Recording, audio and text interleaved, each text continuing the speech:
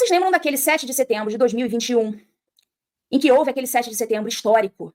O povo já não aguentava, já desde aquela época, os arbítrios do Alexandre de Moraes. E o povo gritou lá, eu autorizo. E o Bolsonaro, no dia seguinte, no dia 8 de setembro de 2021, vulgo Dia da Brochada. Quem não lembra? Quem não lembra do Dia da Brochada? O Bolsonaro se sai com a cartinha do Temer. Nunca esqueceremos o Dia da Brochada. Mas, enfim, aquilo foi lamentável. Se eu não vejo uma viva alma dizendo que ele fez certo, essa aí acho que nem os bolsonaristas dizem que ele fez certo. Essa eu não vejo uma viva alma defendendo aquilo. Mas, enfim, veio a cartinha do Temer e depois disso é a cartinha caracu, né? O Bolsonaro entra com a cara e o Alexandre entra com o resto. Quer dizer, ao contrário, o Alexandre entra com a cara e o Bolsonaro entra com o resto. Cartinha caracu. Pois bem, esse ano nós tivemos uma nova cartinha, mas graças a Deus não veio pelas mãos do Bolsonaro. Eu acho que, bom, pelo menos em relação ao 7 de setembro, cartinha do Temer, eu acho que ele já está escolado para não embarcar no mesmo erro. E acho que ele não embarcou. Pelo menos ele fez certo lá, fez um bom discurso, não veio com cartinha. E o Temer, então, publicou a cartinha dele, que não foi exatamente uma cartinha, foi um artigo, um texto de jornal. Publicou a cartinha na Folha de São Paulo, no dia 6 de setembro, ou seja, na véspera. E no dia 7, essa mesma cartinha também foi publicada no Estadão. Mas eu procurei onde que saiu primeiro. E eu vi lá que foi na Folha de São Paulo. E a Folha de São Paulo, como vocês sabem, é aquele veículo que está publicando a vaza-toga do Glenn Greenwald. Então a Folha de São Paulo, que é um veículo esquerdista, como eu já falei para vocês, há meses já largou a mão do Alexandre. Isso está claríssimo. Com a vaza-toga, isso ficou mais claro, e agora com a cartinha do Temer também ficou claro. E a gente vai ver aqui, eu separei alguns trechinhos dessa cartinha que eu considerei interessantes para a gente analisar aqui no TV Injustiça. O nome da cartinha, na verdade é um texto, né? Estou chamando de cartinha para fazer o paralelo com a cartinha de 2021. O nome do texto é A Independência e a Paz. Então, assim, o Temer, ele gostou de ter alguma relevância no 7 de setembro. Ele sabe que ele teve a relevância dele no 7 de setembro de 2021, com a cartinha caracu, e agora ele quis de novo ter alguma relevância no 7 de setembro de 2024, lançando uma cartinha que, pela minha análise aqui, mostra que parece que ele está tentando se descolar do seu pupilo, do seu indicado ao STF, Alexandre de Moraes. Ludmila, você está viajando. Vamos ler os trechos que eu selecionei aqui e você mesmo vai usar a sua inteligência para saber se é isso, se eu estou falando bobagem ou se eu não estou. Você vai julgar se o Temer está tentando se descolar do seu pupilo Moraes ou não. Você vai pensar, eu vou pegar os trechos aqui, vou fazer as minhas reflexões e você depois vai chegar à sua conclusão. Tá bom? Vamos lá? Vamos pegar aqui um primeiro trecho. Eu não vou ler o texto todo, não. O texto é até curto, mas eu só separei os trechos que eu considerei dignos de falar aqui. Vamos lá. É natural, texto do Temer. É natural que haja diferentes correntes de opinião, distintos grupos com ambição política. Então, é o Temer falando, olha, as pessoas pensam diferente, tá? Nosso ordenamento constitucional determina, entretanto, que as diferenças devem ser decididas pacificamente, de acordo com as leis do país. Então, é como se, a contrário senso, ele estivesse dizendo, olha, essas diferenças não são para ser resolvidas na força. É para ser resolvido, elas são para serem resolvidas pacificamente, de acordo com as leis, e não com os caprichos de um tirano. Então, tudo que você lê na cartinha do Temer, fica mais ou menos fácil de ver o que ele quis dizer ali por trás, só que ele, o cara das mesóclises, o do português perfeito, o das cartinhas apaziguadoras, ele jamais vai fazer uma crítica contundente e ostensiva ao Alexandre de Moraes ou a quem quer que seja. Até porque o Moraes dizem que ele tem uns nudes aí, né? Dizem que ele tem uns nudes aí. E eu não sei até que ponto isso ocorreu dessa forma. Enfim, então o Michel Temer, ele nunca vai ser ostensivo e agressivo com o Alexandre de Moraes. Não me parece que isso vá acontecer. Tanto porque o Moraes pode ter uns nudes, tanto porque o Moraes pode ter áudios, documentos, talvez do próprio Temer. Segundo dizem por aí. Basta você dar um Google para você entender.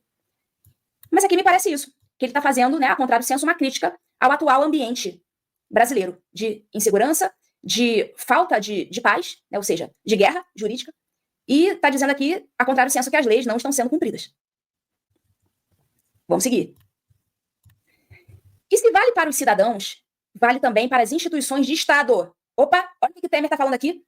Se essas leis, elas valem para os cidadãos, elas também valem para as instituições de Estado. Ou seja, Alexandre de Moraes, a lei também vale para você. Lula, a lei também vale para você. Desculpa avisar.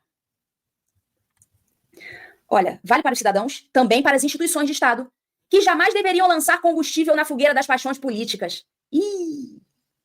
Aí, Alexandre, instituições de Estado, ele está sugerindo aqui, o Temer, que as instituições de Estado, ou seja, STF, Poder Executivo, estão lançando combustível na fogueira das paixões políticas. Ou seja, o Temer, mas falando, né, objetivamente, ele está acusando as instituições de Estado de estarem fomentando a guerra política. É isso que ele está dizendo aqui. Leiam com os próprios olhos de vocês. Por isso que eu botei aí com uma letra maior para vocês lerem. Vocês não precisam acreditar no que eu estou falando. Eu só estou aqui fazendo uma leitura guiada, como se fosse um clube do livro. Vamos lá. Isso apenas aceleraria a tendência a uma indesejável radicalização, além de minar a segurança jurídica de que decorre a segurança social, essencial para os investimentos, o trabalho e o relacionamento entre os indivíduos e as instituições. Opa, olha o que o Temer falou aqui, repara. Está dizendo que as instituições de Estado, ao jogarem esse combustível nas paixões políticas, ou seja, agirem imprudentemente, agirem por meio da força, eles estão minando a segurança jurídica. E está dizendo que várias coisas dependem dessa segurança jurídica para funcionar. Ó, os investimentos, olha, a primeira coisa que ele fala, os investimentos. Ó, segurança social essencial para os investimentos. Ele já está dando a letra aqui. Olha, com essa insegurança jurídica aí, não vai ter investimento no Brasil não, tá? Vamos baixar a bolinha. Eu tô traduzindo, ou tentando traduzir, o que o Michel Temer está dizendo aqui na cartinha. Olha, essencial para os investimentos, o trabalho e o relacionamento entre os indivíduos e as instituições. Então, olha, STF, olha, ô Lula, instituições de Estado, prestem atenção. Vocês estão provocando segurança jurídica e isso vai interferir nos investimentos, no trabalho e relacionamento entre os indivíduos e as instituições. Ou seja, os indivíduos, o relacionamento entre os indivíduos, o povo, e as instituições vai ficar comprometido. Porque vocês, instituições de Estado, estão tacando fogo, combustível na fogueira política. Percebem que o Michel Temer está aqui passando um pito muito educado, muito polido, naquela finesse dele. Mas é um pito. Sabe, eu não estou enxergando demais. Vamos lá. Aí ele vai, com todo o garbo e toda a elegância, e fala qual que é a instituição de Estado a que ele está se referindo, sem dizer que é isso. Ele vai e fala assim, e o Supremo Tribunal Federal será sempre o primeiro e maior interessado em cumprir a regra à risca. A contrário senso, ele está dizendo, Supremo, vocês estão fazendo cagada. Vocês são os primeiros interessados, vocês que deveriam estar cumprindo as regras e não estão. Só que o Temer, sabe aquele negócio? É isso, mas fala diferente. Aí o Temer vai lá e fala bonito, garboso. O Supremo Tribunal será sempre o primeiro e o maior interessado em cumprir a regra à risca, até por ser a última instância do judiciário e guardar a responsabilidade do controle constitucional. Ele tá dando a letra, ó, tá dando papo reto. Quer dizer, o papo dele não é tão reto porque ele não é tão direto. É um papo meio tortuoso, mas para quem tem olhos de ver, para bom entendedor, meia palavra basta, né? Tá aqui, ele está dizendo para quem ele está mandando a cartinha do 7 de setembro. Ó, não haverá no Brasil desenvolvimento e justiça social sem paz política. Em outras palavras, STF, para de fazer cagada, porque enquanto vocês estiverem fazendo isso, não vai se desenvolver o Brasil, não vai ter justiça. E esta, ou seja, a paz política, não terá permanência se todos os segmentos sociais e políticos não se sentirem participantes legítimos do jogo. Ele está dizendo aqui, a contrário senso, que há segmentos sociais e políticos que estão se sentindo fora do jogo. Submetidos às mesmas regras que os adversários. Olha o que ele está dizendo aqui. A contrário senso, ele está sugerindo que há personagens, segmentos sociais e políticos que não estão sendo submetidos às mesmas regras do jogo. E com possibilidade real de alcançar seus objetivos dentro da lei e da ordem. A contrário senso que ele está dizendo que há segmentos sociais e políticos que, neste momento, não podem realmente alcançar os seus objetivos dentro da lei e da ordem, porque não há lei e ordem, porque a lei não é aplicada para eles. Não é isso? Não dá para fazer essa interpretação?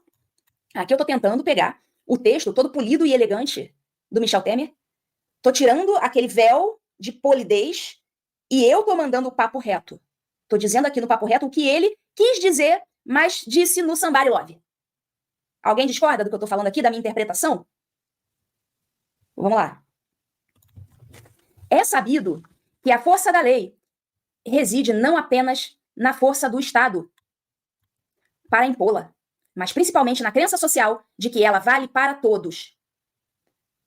Vamos entender o que ele quis dizer aqui? É sabido que a força da lei reside não apenas na força do Estado para impô-la. A contrário disso, ele está querendo dizer, olha, vocês estão usando a força do Estado para impor uma lei contra os seus inimigos e a mesma lei a favor dos amigos. Ele está se queixando aqui de que a força do Estado está sendo usada apenas contra um lado. A força da lei reside não apenas nessa força do Estado para impor, mas principalmente na crença social de que ela vale para todos. Então, uma lei ela vai ter força se o povo realmente acreditar e sentir que ela vale para todos. Porque a partir do momento em que o povo percebe que essa lei ela só é aplicada para um dos lados, o povo, aquela lei ela deixa de ter força. Porque ela deixa de ter legitimidade. O povo não vai mais acreditar naquilo, não vai seguir aquela lei que vai se tornar ilegítima a partir do momento em que ela só é aplicada para um dos lados. E é essa advertência que o Michel Temer está fazendo. Lembrando, pessoal, que o Michel Temer é um constitucionalista, é um professor de direito constitucional. Ele sabe mais do que ninguém que tudo que está acontecendo hoje no Supremo Tribunal Federal é inconstitucional e mais do que inconstitucional. Já passou da mera inconstitucionalidade. É criminoso. Tá? Não é só inconstitucional. É criminoso. Vamos lá. Transformar, esse é acho que é o penúltimo parágrafo. Transformar a natural polarização, característica de todas as sociedades, em radicalização, pode gerar prêmios imediatos em poder e glória. Né, Alexandre? Né? Radicalizar essa polarização, tacar gasolina nessa fogueira aí, pode gerar prêmios imediatos em poder e glória. Pois é, Alexandre, você vai ganhar ali, no momento, você até vai ganhar poder e glória.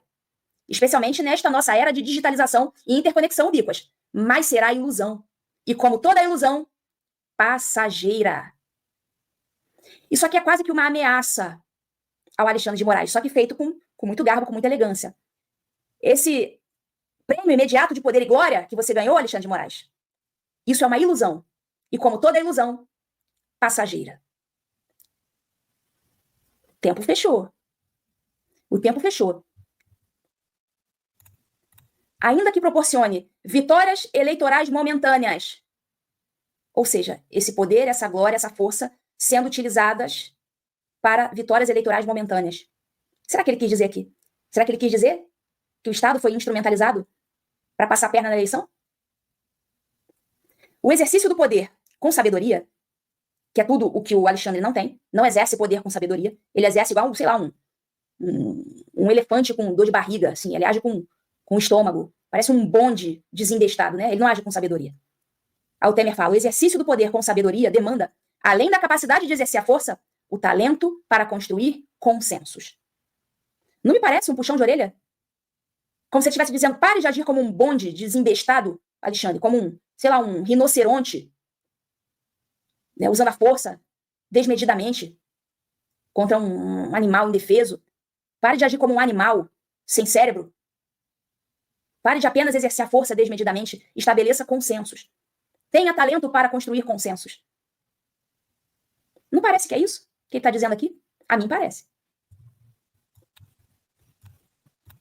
Daí decorre o conceito de legitimidade. Esse é o poder legítimo. O poder legítimo é aquele em que a força é usada adequadamente, a lei é usada igualmente para um lado e para outro. Com isso, toda a sociedade se sente segura, pela lei está sendo aplicada igualmente para todos, pela força está sendo aplicada adequadamente, com moderação. E daí decorre o conceito de legitimidade. Aí o povo vai respeitar, porque o povo vai enxergar aquele poder como legítimo. Olha, e nenhum poder se sustenta sem isso, ou seja, sem legitimidade.